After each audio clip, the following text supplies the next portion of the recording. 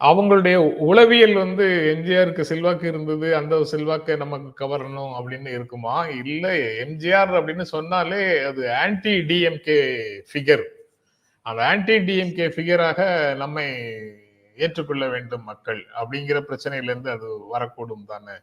அது எம்ஜிஆருக்கு செல்வாக்கு இருக்கா இல்லையாங்கிறது இப்ப இருக்கா இல்லையாங்கிறது பிரச்சனை இல்ல. பட் எம்ஜிஆர்னாலே அது திமுகவுக்கு எதிரான சக்தி அப்படிங்கிறத மக்கள் மத்தியில நிறுவுவதற்காகவும், அதுல நாங்க வந்து அவரோட லெகசிய கொண்டு வர்றோங்கிற மாதிரியும் கிளைம் பண்றதுக்கான முயற்சியாக இருக்கலாம்.